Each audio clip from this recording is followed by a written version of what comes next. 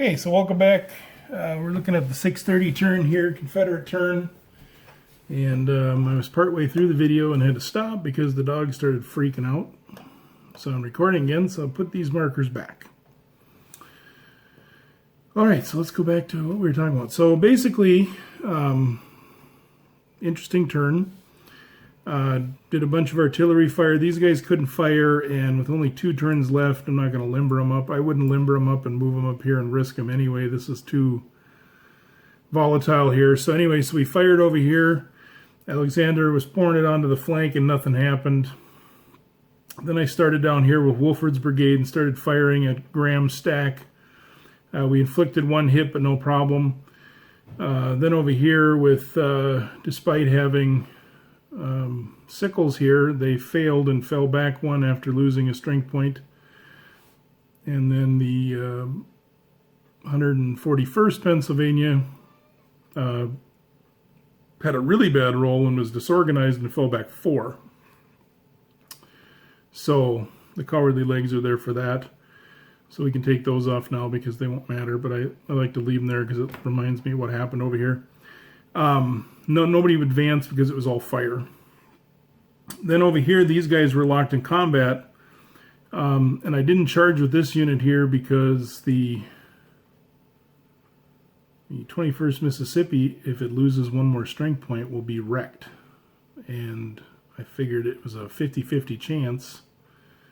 So I just shot and drove back the 63rd Pennsylvania, and they were shaken. They landed on the artillery, which I read in the rules, you just continue past the artillery, and it didn't say that you lowered the level by 1 or anything like you would if it was infantry and infantry or anything like that. So I just left it like that. So this didn't really have any effect on the rest of the turn. And over here, there was kind of a no effect here. You know, when you're face to face, I can't just like move over here or back up and move around. You're locked in until certain things happen, basically. So once you commit, you know, there's some restrictions on, you know, being able to pull out of that situation. I forgot to put the leader on there after he was killed last turn after he routed off Brewster.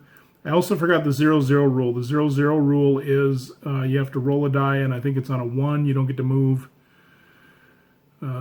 2 through 3 you get half movement, and 4 through 6 I think it's full movement. So I forgot to do that during this game, but that's okay. And it was weird because his replacement guy is actually better than him at a 0-1.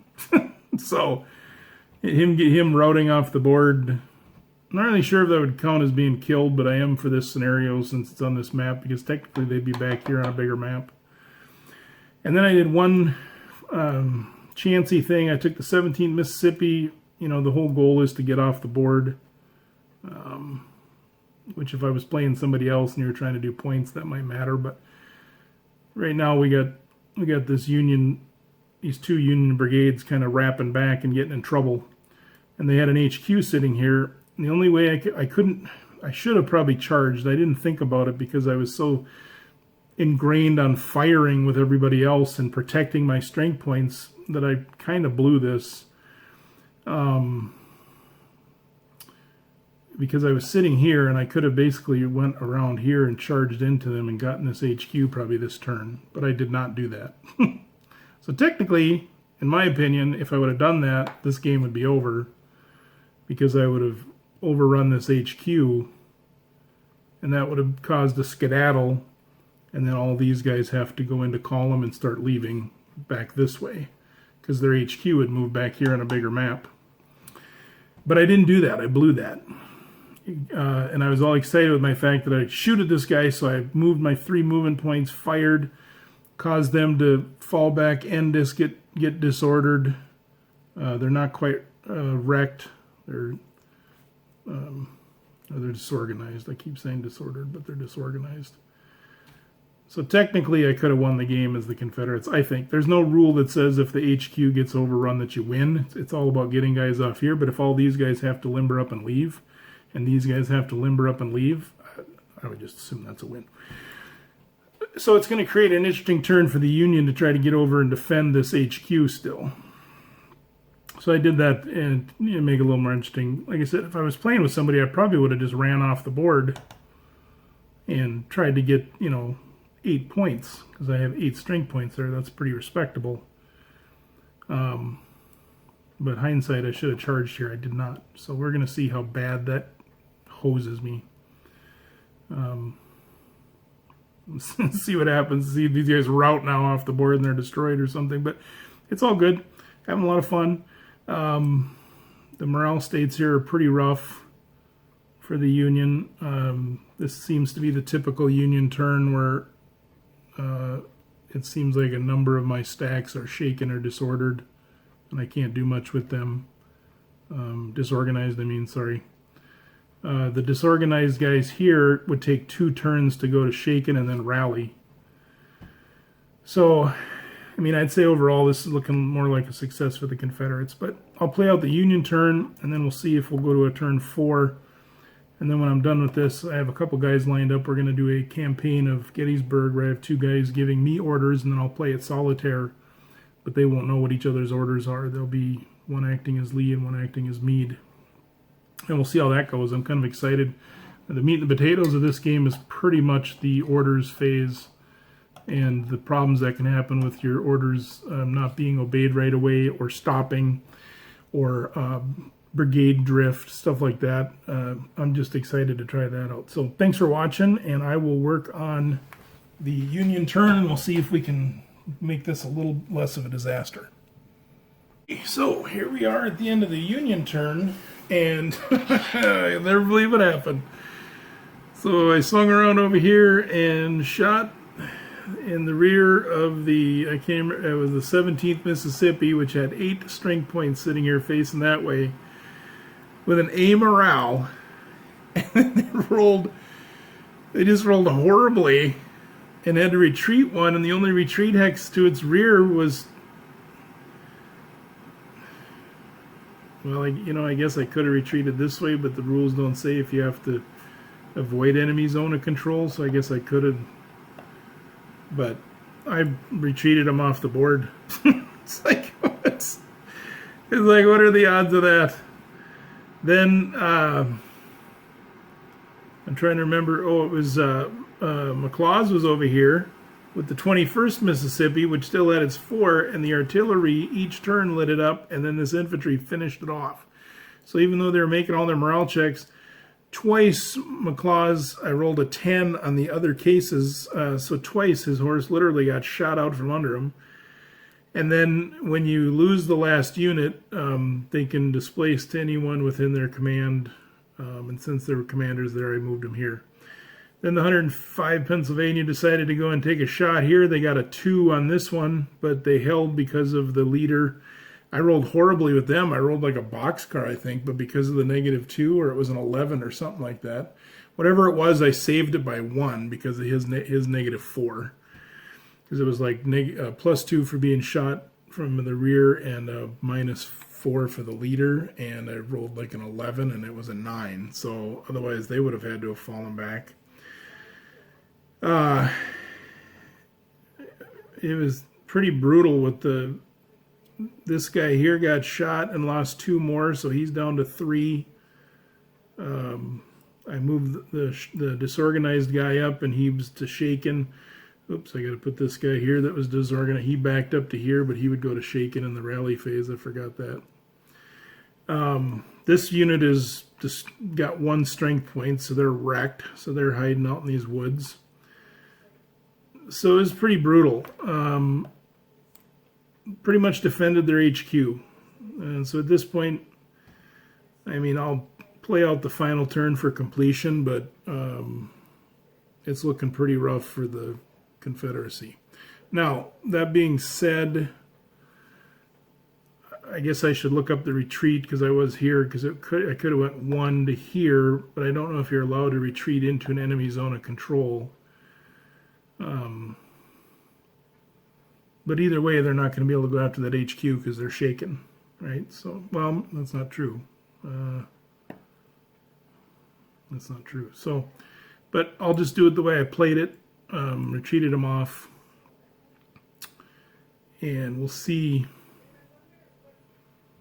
what this last turn will bring. You know, this unit's getting pretty pinned down. Pretty much they're going to defend that. We can try to wreck them a little bit here, moving up and shooting, but for the most part, this one's done. In fact, I think I'll just call it here. And I'm going to go look up that rule and see what the retreat priority would be, because that's kind of a big deal.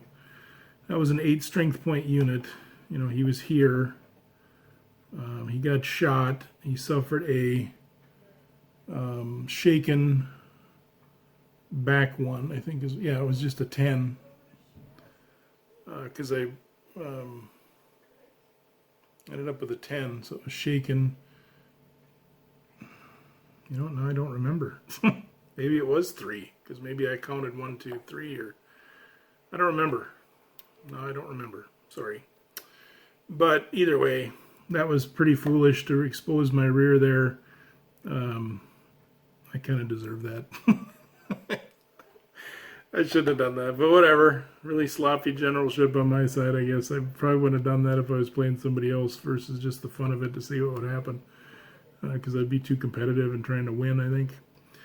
But anyway, we'll do it with that, and I'll probably do one more turn just for completeness, but it's pretty much going to be over for the Confederates. Anyway, thanks for joining me.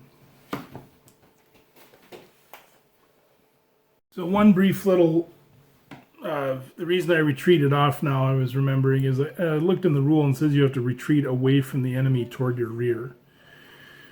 So when I was sitting here and took that shot, and some of you guys that maybe play this more, let me know. But I was sitting here when I took that shot, and I suffered a shaken back one. I think the result. And since it says away from the enemy,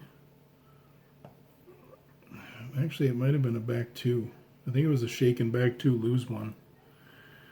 I know it put me off the board. And I don't think, you know, if you're sitting here and you get shot at this way, I don't think it's reasonable to say I'm going to retreat this way and this way and this way, you know. So any of you guys that play this regularly, let me know.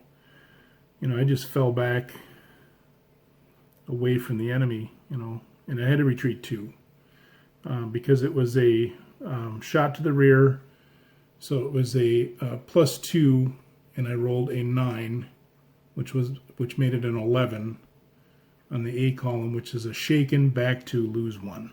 So I had to go back 2, so I went off the board. Anyway, if you're allowed to do that, it just doesn't seem proper that I would be facing this way from my attack, get shot, and then retreat this way. So this is what I did.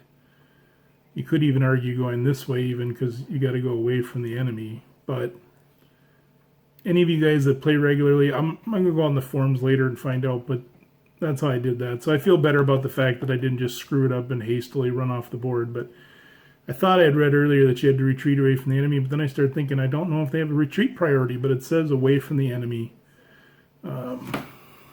So let me see if I can find that rule real quick just so I can read it out loud. The owning player executes this under 6.3. The owning player executes the retreat in a relatively straight line locally to the rear away from enemy combat units. So that's kind of how I took that. But again, you big veteran players that play all the time, if I did that wrong, let me know. And like I said, I'll probably go work on the final turn here just so we can wrap it up. And then on to the big one. And I'm going to use Vassal for that, and I'm going to do the whole play-by-play on that, so you'll be able to see all the movement and stuff. And then if anybody sees any stuff being done wrong, it'd be great to hear and learn. That's the whole point of doing this stuff, right? To learn with each other. And we'll go from there. Thanks for joining.